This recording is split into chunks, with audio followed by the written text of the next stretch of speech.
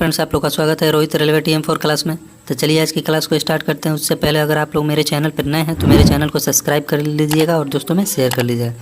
तो आज का पहला प्रश्न देखते हैं कि 1929 में दिल्ली की केंद्रीय विधानसभा, जिसे इंग्लिश में सेंट्रल लेजिस्लेटिव असेंबली में, किन दो स्वतंत्रता सेनानियों ने स्मोक बम फेंके थे। स्मोक बम जो है दिल्ली में फेंका गया था, कहाँ पर? तो केंद्रीय विधानसभा में। तो किन दो स्वतंत्रता सेनानियों के द्वारा? तो इसका राइट आंसर हो जाएगा ऑप्शन सी, भगत सिंह और बटुकेश्वर दत्त के द्वारा। भगत सिंह और बटुकेश्वर दत्त ने 1929 में दिल्ली की केंद्रीय विधानसभा में स्मोक बम फेंके थे। दोस्तों आगे बढ़ते हैं, आप लोग देखते चलिएगा कि किस एग्जाम में कैसा क्वेश्चन पूछा गया है। अगला नंबर प्रश्न है कि 8 अप्रैल 1929 को केंद्रीय विधानसभा में किसने बम फेंका था। फिर वही क्वेश्चन रिपीट कर गया दोस्तों। तो इसका राइट आंसर है ऑप्शन ए, बटुकेश्वर दत्त और भगत सिंह ने 1929 को केंद्रीय विधानसभा में बम फेंका था। अगला नंबर प्रश्न है कि निम्नलिखित में से कौन सी क्रांतिकारी पत्रिका विदेश में प्रकाशित नहीं हुई थी। निम्नलिखित में से कौन सी क्रांतिकारी पत्रिका विदेश में प्रकाशित नहीं हुई थी। तो इसका राइट आंसर है ऑप्शन बी हो जाएगा दोस्तों, युगांतर। युगांतर जो है पत्रिका, ये विदेश में प्रकाशित नहीं हुई थी।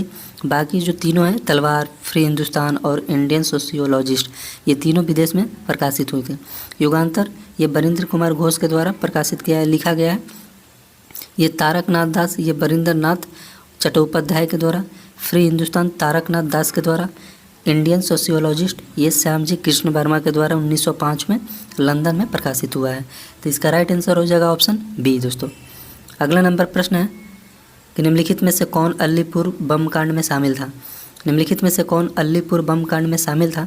तो इसका राइट आंसर हो जाएगा ऑप्शन सी, श्री अरबिंदो घोष। श्री अरबिंदो घोष अलीपुर बम कांड में शामिल था। ये अलीपुर कहाँ है दोस्तों? तो ये आपका पश्चिम बंगाल में पड़ता है, यानी ये पश्चिम बंगाल में पड़ता है। अलीपुर बम कांड कब होता है? तो ये 1910 में होता है दोस्तों। ये 1910 देख लीजिएगा, 1910 या 1908 में, लेकिन 1910 के करीब में होता है, ठीक है, याद रहेगा। अगला नंबर प्रश्न है कि निम्नलिखित में से कौन काकोरी डकैती के विचारकों में से एक है। जो काकोरी ट्रेन डकैती षड्यंत्र हुआ था और उनके विचारकों में से कौन एक है। तो इसका राइट आंसर हो जाएगा ऑप्शन बी, अशफाक उल्ला खां। अशफाक उल्ला खां जो कि काकोरी ट्रेन डकैती के षड्यंत्रों में से विचारकों में से एक थे दोस्तों। ये काकोरी ट्रेन डकैती का षड्यंत्र कब हुआ था? तो ये 9 अगस्त को हुआ था, 9 अगस्त 1925 को। 9 अगस्त 1925 को काकोरी ट्रेन डकैती षड्यंत्र हुआ था। काकोरी स्टेशन कहाँ है दोस्तों? तो ये लखनऊ से कुछ किलोमीटर दूर है, माने पीछे ही है, ठीक ना, यूपी में पड़ता है दोस्तों। तो इसमें और 4-5 जो विचारक थे इसमें शामिल थे, कौन कौन? तो ये राम प्रसाद बिस्मिल, रोशन सिंह, राजेंद्र लहड़ी और आपका अशफाक उल्ला खां और चंद्रशेखर आज़ाद। ये 4-5 नाम हैं, वो आपको याद रखने हैं। अगला नंबर प्रश्न है दोस्तों कि राम प्रसाद बिस्मिल, चंद्रशेखर आज़ाद और भगत सिंह निम्नलिखित में से किस संगठन से जुड़े थे। राम प्रसाद बिस्मिल, चंद्रशेखर आज़ाद और भगत सिंह निम्नलिखित में से किस संगठन से जुड़े थे। तो इसका राइट आंसर है दोस्तों ऑप्शन सी। ऑप्शन सी हो जाएगा दोस्तों, Hindustan socialist Republican association. Hindustan socialist Republican association से जुड़े हुए थे कौन? राम प्रसाद बिस्मिल, चंद्रशेखर आज़ाद और भगत सिंह।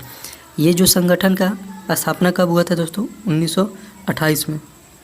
1928 में भगत सिंह ने हिंदुस्तान सोशलिस्ट रिपब्लिकन एसोसिएशन की स्थापना करते हैं।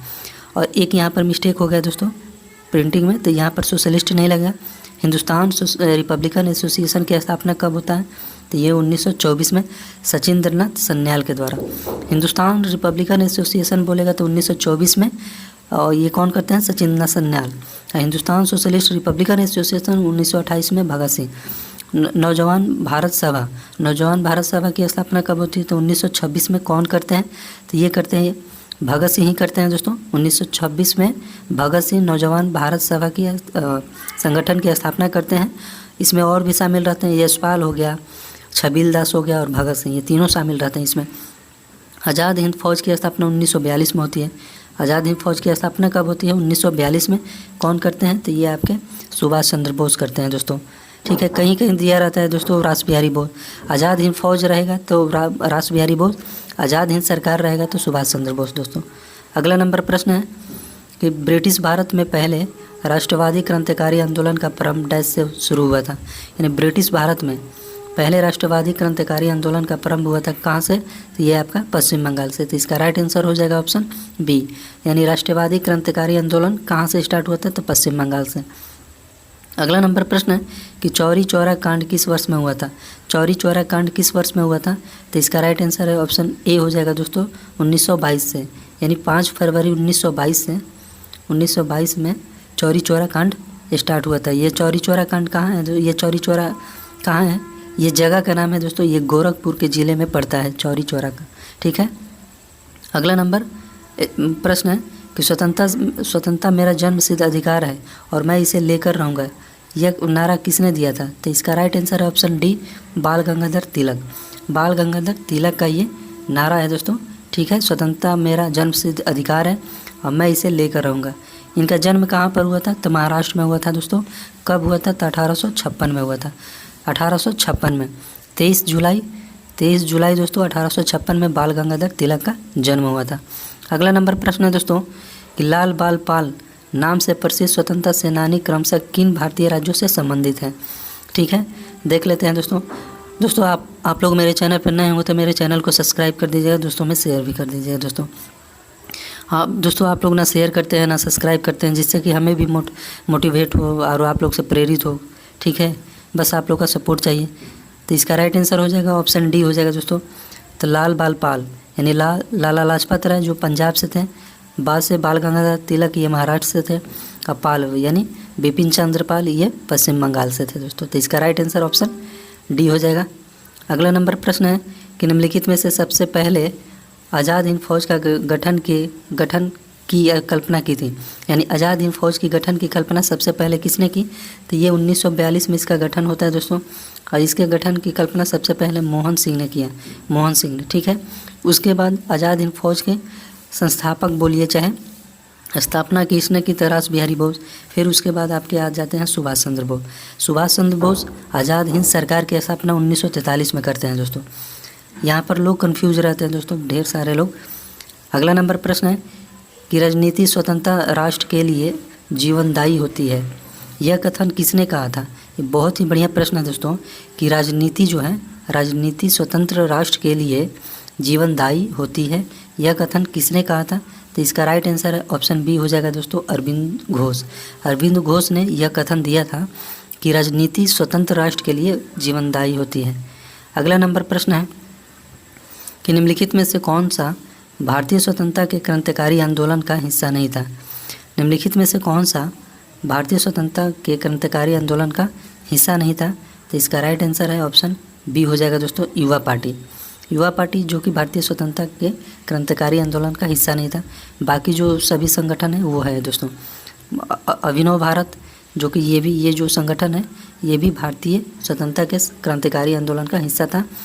ये दोस्तों कब हुआ, तो ये इसकी स्थापना 1904 में होता है। अभिनव भारत 1904 में, अनुशीलन समिति तो ये 1907 में होता है दोस्तों।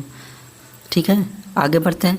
अगला नंबर प्रश्न है कि निम्नलिखित में से कौन सा कथन नेताजी सुभाष चंद्र बोस से संबंधित नहीं है। निम्नलिखित में से कौन सा कथन नेताजी सुभाष चंद्र से संबंधित नहीं है, तो देख लेते हैं दोस्तों। उन्होंने आज़ाद हिंद फौज की स्थापना की, ये सही है दोस्तों।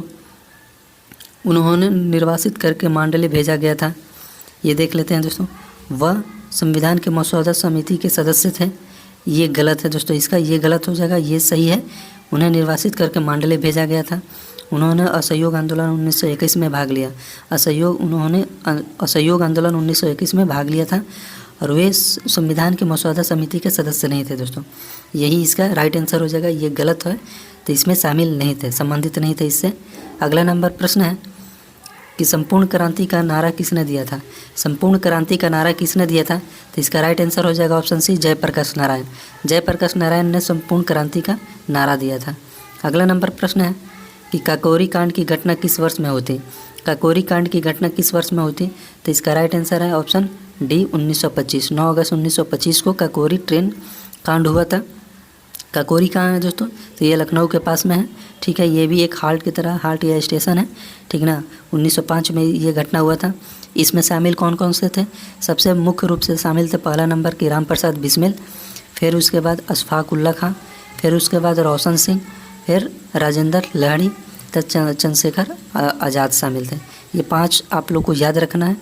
अगला नंबर प्रश्न है कि असहयोग आंदोलन के दौरान चौरी चौरा कांड की घटना उत्तर प्रदेश के किस जिले में हुई है।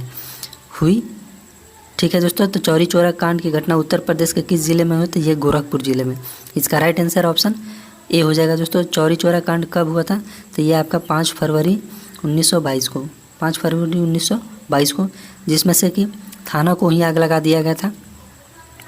अगला नंबर प्रश्न है कि सुभाष चंद्र बोस को पहली बार किस वर्ष भारतीय राष्ट्रीय कांग्रेस का अध्यक्ष चुना गया था? क्वेश्चन को फिर से पढ़ लेते हैं कि सुभाष चंद्र बोस को पहली बार किस वर्ष भारतीय राष्ट्रीय कांग्रेस का अध्यक्ष चुना गया था? तो सबसे पहली बार कब चुना गया था दोस्तों? तो इसका राइट आंसर है ऑप्शन बी हो जाएगा 1938 को। 1938 को सुभाष चंद्र बोस को पहली बार भारतीय राष्ट्रीय कांग्रेस का अध्यक्ष चुना गया था। इस वीडियो का लास्ट क्वेश्चन है दोस्तों कि निम्नलिखित में से किस स्वतंत्रता सेनानी ने नौजवान भारत सभा की स्थापना की थी? निम्नलिखित में से किस स्वतंत्रता सेनानी ने नौजवान भारत सभा की स्थापना की थी? तो इसका राइट आंसर है ऑप्शन बी हो जाएगा दोस्तों, भगत सिंह। भगत सिंह ने नौजवान भारत सभा की स्थापना की। भगत सिंह के अलावा कौन थे? तो छबीलदास यशपाल। कब की इसकी स्थापना? 1926 में। ठीक है दोस्तों, आप लोग कमेंट करके ज़रूर बताइएगा कि आप लोग को ये क्लास कैसा लग रहा है और इसमें क्या बदलने की ज़रूरत है और क्या सुधार करना है, आप लोग कमेंट बॉक्स में ज़रूर बताइएगा। तो ठीक है, चलिए आज की क्लास को यहीं पर समाप्त करते हैं। तो आज के लिए जय।